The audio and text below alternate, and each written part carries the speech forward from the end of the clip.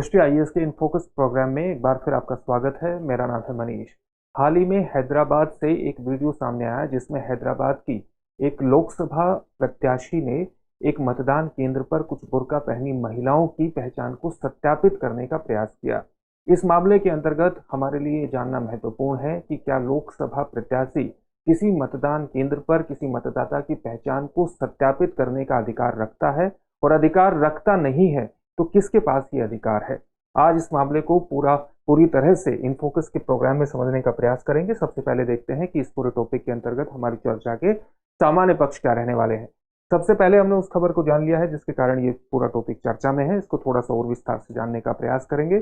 फिर देखेंगे कि चुनाव आयोग ने 1951-52 में पहले लोकसभा चुनाव से ही किस प्रकार से महिलाओं की भागीदारी को चुनाव में बढ़ाने का प्रयास किया है, और क्या उसमें पर्दा नशी महिलाएं या बुर्का पहने या किसी तरह का नकाब या घूंघट पहनना महिलाओं के लिए चुनाव में भागीदारी को स्थापित करने के अंतर्गत किसी तरह की बाधा के रूप में सामने आया है। यहाँ पर इसको समझने का प्रयास करेंगे। फिर देखेंगे कि किसी मतदान केंद्र पर बुर्का पहनी या किसी तरह से पर्दा नशी महिलाओं की पहचान को स्थापित करने के लिए किस तरह की गाइडलाइंस चुनाव आयोग द्वारा दी गई है, और फिर सामान्य तौर से माधवी लता के मामले को समझने का प्रयास करेंगे कि उनके खिलाफ अगर ईसीआई ने मामला दर्ज करने के लिए सिफारिश की है तो उस सिफारिश का आधार क्या है। अंत में आपके लिए एक अभ्यास प्रश्न होगा जिसका उत्तर आपको कमेंट बॉक्स में कमेंट करके देना होगा। ये जो पूरा विषय है यूपीएससी की मुख्य परीक्षा के सामान्य अध्ययन प्रश्न पत्र 2 से जुड़ता है। उसके चुनाव संबंधी खंडों से जोड़ करके आप इसे देख सकते हैं।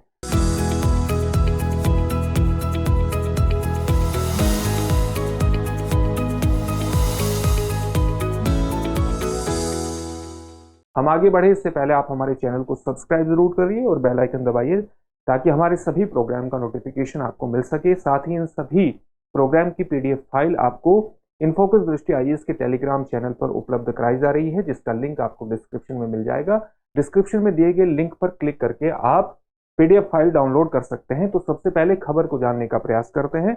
आप जानते हैं लोकसभा चुनाव 2024 प्रगति में है और इसके चौथे चरण के चुनाव हाल ही में 13 मई को मतदान किया गया चौथे चरण के चुनाव के लिए। इसमें हैदराबाद से एक मुख्य पार्टी की प्रत्याशी माधवी लता ने, जो कि हैदराबाद से प्रत्याशी हैं, उन्होंने नकाब पहने महिलाओं को चेहरे से पर्दा हटाने के लिए कहा ताकि उनकी पहचान को वो सत्यापित कर सके। और इसी पर ईसीआई यानी इलेक्शन कमीशन ऑफ इंडिया ने हैदराबाद पुलिस को निर्देश दिया मामला दर्ज करने का, और हैदराबाद पुलिस ने उनके खिलाफ मामला दर्ज किया। ये सामान्य तौर से आप कह सकते हैं कि इंडियन पिनल कोड की 3 धाराओं के तहत मामला दर्ज किया गया है। एक धारा है 171C जिसके तहत चुनाव में अनुचित प्रभाव को रोकने के लिए प्रावधान किए गए हैं। इसी प्रकार से आईपीसी की धारा सेक्शन 186 के तहत एक लोक सेवक के काम में बाधा डालने के अंतर्गत भी आपके खिलाफ मामला दर्ज हो सकता है, और इस मामले में मामला दर्ज हुआ है इस धारा के तहत भी। इसी तरह से भड़काने के इरादे से संबंधित जो धारा है आईपीसी की वो है 505(1)(c), इसके तहत भी मामला दर्ज किया गया है। साथ ही जन प्रतिनिधित्व अधिनियम 1951 की धारा 132 के तहत भी मामला दर्ज हुआ है, जिसमें कहा गया है कि मतदान केंद्र पर कदाचार नहीं किया जा सकता, यानी मतदान केंद्र पर कदाचार से एक गलत आचरण को रोकने से संबंधित है।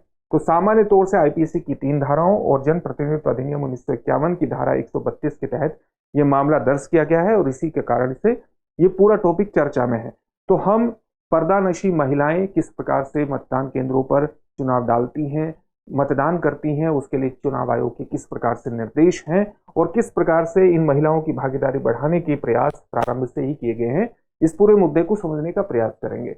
तो चुनाव में महिलाओं की भागीदारी को बढ़ाने के लिए प्रयास 1951-52 के प्रथम चुनाव से पहले ही लगातार चल रहे हैं, ताकि घूंघट या नकाब पहनने वाली महिलाएं चुनाव में मतदान कर सके, बढ़ चढ़ करके भागीदारी कर सके। घूंघट और मतदान करने वाली जो महिलाएं हैं वो चुनाव में पहले से ही मतदान करते हुए आ रही हैं, और जैसा कि अभी आपको बताया गया कि चुनाव आयोग ने पहले से ही महिलाओं की भागीदारी को बहुत बड़े स्तर पर बढ़ाने के प्रयास किए हैं। लेकिन 1951-52 में प्रथम चुनाव में सबसे बड़ी दिक्कत चुनाव आयोग के पास ये थी कि बहुत महिलाएं भारत में ऐसी हैं जिन्होंने अपने नाम के साथ नामांकन करने पर आपत्ति दर्ज की थी और कहा था कि उनके परिवार के किसी पुरुष के साथ संबंध के आधार पर ही उनकी पहचान को स्थापित किया जाए। यानी उनके नाम के साथ लिखा जाए कि इसकी माँ मतलब अमुक की माँ या अमुक की पत्नी, और उसके आधार पर ही उनकी पहचान को स्थापित करने के का प्रयास किया जाए। और इस पर भारत के प्रथम चुनाव आयुक्त, मुख्य चुनाव आयुक्त सुकुमार सेन ने अपनी एक रिपोर्ट में भी कहा था कि इसका सबसे बड़ा कारण है स्थानीय रीति रिवाज। जो स्थानीय रीति रिवाज उन्हें अपना नाम किसी भी पराये व्यक्ति को बताने से मनाही करते हैं, इस तरह के स्थानीय रीति रिवाज इसका सबसे प्रमुख कारण है।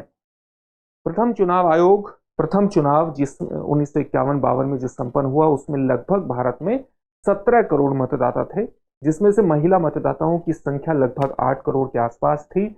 और इन 8 करोड़ महिला मतदाताओं में से लगभग 28 लाख महिलाओं ने अपने नाम का खुलासा नहीं किया था। और उसके बाद संबंधित चुनाव से संबंधित इनकी जो प्रविष्टियां थी, प्रविष्टियों को नामावली से हटाना पड़ा था। केवल नाम न बताने के कारण ही एक प्रकार से आप कह सकते हैं कि 28 लाख महिलाओं ने मतदान नहीं किया था।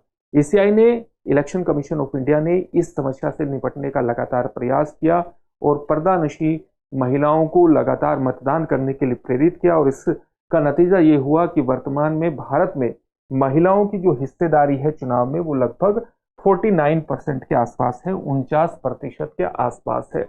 बुर्का पहने या पर्दानशी महिलाओं या घूंघट पहने महिलाओं की पहचान को स्थापित करने के लिए कुछ और प्रयास भी ईसीआई ने किए हैं, यानी इलेक्शन कमीशन ऑफ इंडिया ने किए हैं। एक बात को विशेष तौर से ध्यान में रखना चाहिए कि स्वतंत्र और निष्पक्ष चुनाव करवाना अगर किसी की सबसे प्राथमिक जिम्मेदारी है, किसी की जिम्मेदारी है, तो वो इलेक्शन कमीशन ऑफ इंडिया, भारतीय चुनाव आयोग की है। भारतीय चुनाव आयोग ही ये सुनिश्चित करने के लिए प्रारंभिक रूप से जिम्मेदार है कि इस चुनाव में किसी प्रकार का फर्जी वोट न डाला जाए। साथ ही यदि आवश्यक हो तो मतदान अधिकारियों को मतदाता कार्ड पर फोटो से, मतदाता कार्ड पर जो फोटो होता है उसके माध्यम से मतदाता की उपस्थिति को सत्यापित करने की भी जरूरत पड़े तो वो ऐसा कर सकता है। ये सारी चीजों को सुनिश्चित किया जाता है और इसी के लिए ईसीआई ने कुछ गाइडलाइंस भी बनाई है। महिला मतदाताओं की गोपनीयता की रक्षा के लिए, उनकी प्राइवेसी की रक्षा के लिए ईसीआई ने कुछ निर्देश भी दिए हैं। वो निर्देश किस प्रकार से हैं? वो निर्देश इस तरह से है कि यदि मतदान केंद्र पर पर्याप्त संख्या में पर्दानशी महिलाएं मतदाता हैं, यानी ऐसी महिलाएं जो घूंघट करती हैं या नकाब पहनती हैं या बुर्के में आती हैं, इस तरह की महिलाएं ज्यादा है मतदान केंद्र पर, तो उनकी पहचान को स्थापित करने के लिए, उनकी पहचान के लिए विशेष व्यवस्था होनी चाहिए। और इस विशेष व्यवस्था के अंतर्गत एक अलग एनक्लोजर, एक अलग बाड़े में महिला मतदान अधिकारी द्वारा बाईं तर्जनी पर, यानी लेफ्ट हैंड पे जो तर्जनी उंगली होती है, उस पर इंडेलिबल स्याही यानी अमिट स्याही लगाने की व्यवस्था होनी चाहिए, ताकि महिलाओं की गोपनीयता की, उनकी गरिमा की, उनकी शालीनता की, उनकी डिसेंसी की उचित रूप से उनका सम्मान किया जा सके। साथ ही प्रिजाइडिंग ऑफिसर्स के लिए भी ईसीआई की हैंडबुक में कुछ निर्देश दिए गए हैं, जो कहते हैं कि ऐसे विशेष घेरे के लिए, यानी जो अलग एनक्लोजर बनाया जाता है, उस अलग एनक्लोजर के लिए स्थानीय रूप से उपलब्ध लेकिन सस्ती सामग्री का प्रयोग किया जाना चाहिए। उसी प्रकार से रिटर्निंग ऑफिसर के लिए भी हैंडबुक में कुछ निर्देश है, और वो ये कहा गया है, ईसीआई के हैंडबुक में निर्देश है कि विशेष रूप से महिला मतदाताओं के लिए स्थापित मतदान केंद्रों पर जो पीठासीन अधिकारी होते हैं, जो प्रिजाइडिंग ऑफिसर्स होते हैं, जो पोलिंग ऑफिसर्स होते हैं, उनकी नियुक्ति के लिए महिला मतदान कर्मियों की उपलब्धता की जांच की जाना चाहिए। यानी जिस स्थान पर, जिस मतदान केंद्र पर महिला मतदाताओं की उपस्थिति ज्यादा है, वहां पर प्रिजाइडिंग ऑफिसर्स की या पोलिंग ऑफिसर की जब नियुक्ति की जाती है, तो उसमें हमेशा जो महिला मतदान कर्मी है उसकी नियुक्ति पर विशेष ध्यान दिया जाना चाहिए।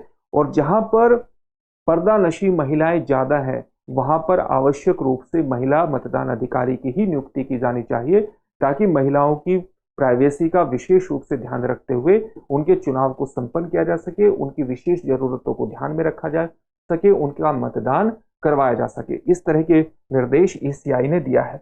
अब हम आते हैं माधवी लता के मामले में कि उनके खिलाफ मामला दर्ज क्यों हुआ है। जैसा कि अभी आपको बताया कि स्वतंत्र और निष्पक्ष चुनाव कराना किसकी जिम्मेदारी है? प्राथमिक रूप से इलेक्शन कमीशन ऑफ इंडिया की है। मतदाताओं की पहचान स्थापित करने की जिम्मेदारी किसकी है? उसका अधिकार किसके पास है? इलेक्शन कमीशन ऑफ इंडिया के पास है। यानी उसके द्वारा नियुक्त अधिकारी ही इस तरह की पहचान को स्थापित करने का अधिकार रखते हैं। हालांकि चुनाव सही तरह से संपन्न हो, उसमें किसी प्रकार का व्यवधान ना हो, किसी प्रकार का हस्तक्षेप सुनिश्चित किसी प्रकार का हस्तक्षेप ना हो और एक विश्वसनीय चुनाव प्रणाली संपन्न हो, इसके लिए प्रत्याशी को यानी उस लोकसभा से जो भी प्रत्याशी खड़े हुए हैं उन प्रत्याशियों को या उनके मतदान एजेंट्स को मतदान केंद्रों पर पहुंचने की अनुमति प्रदान की गई है, ताकि मतदान प्रक्रिया में किसी प्रकार का व्यवधान नहीं हो, इस ये पूरी प्रक्रिया संपन्न हो सके, चुनाव निष्पक्ष रूप से हो रहे हैं, एक क्रेडिबल स्थिति उसके लिए उत्पन्न हो सके, एक विश्वसनीयता का निर्माण किया जा सके। लेकिन ये प्रिजाइडिंग ऑफ ये जो उम्मीदवार हैं और जो मतदान एजेंट्स हैं, ये चुनाव प्रक्रिया में किसी भी तरह से मतदान प्रक्रिया में हस्तक्षेप नहीं कर सकते। इनको हस्तक्षेप करने की अनुमति किसी प्रकार से नहीं है। और माधवी लता का जो कृत्य है, किसी मतदान केंद्र पर महिला मतदानकर्ताओं से उनकी पहचान को सत्यापित करने के लिए उनसे कुछ कहना, ये वस्तुतः चुनाव में हस्तक्षेप के रूप में देखा गया है। और इसीलिए इलेक्शन कमीशन ऑफ इंडिया ने हैदराबाद पुलिस से मामला दर्ज करने के लिए कहा है और विभिन्न धाराओं के अंतर्गत मामला उनके खिलाफ दर्ज हुआ है। इससे संबंधित एक प्रश्न भी देख लेते हैं। प्रश्न क्या है? जनप्रतिनिधित्व अधिनियम 1951 की धारा 132 निम्नलिखित में से किससे संबंधित है? आपके ऑप्शन है, ऑप्शन ए मतदान केंद्र पर कदाचार, ऑप्शन बी लोक सेवक के रूप में बाधा डालना, लोक सेवक के कार्य में बाधा डालना, ऑप्शन सी उम्मीदवार द्वारा अनुचित प्रभाव का इस्तेमाल करना, ऑप्शन डी उपयुक्त में से कोई नहीं। इस प्रश्न का उत्तर आप हमें कमेंट बॉक्स में कमेंट करके जरूर दीजिए। साथ ही हमारे चैनल को भी जरूर सब्सक्राइब करिए और बेल आइकन दबाइए, ताकि इन सभी प्रोग्राम से आप जुड़ सके, इनका लाभ उठा सके। फिर से एक नए सेशन में आपसे मुलाकात होगी। धन्यवाद। डियर व्यूअर्स, अपने एग्जाम की तैयारी को और बेहतर करने के लिए हमारे चैनल को लाइक, शेयर और सब्सक्राइब करना न भूलें।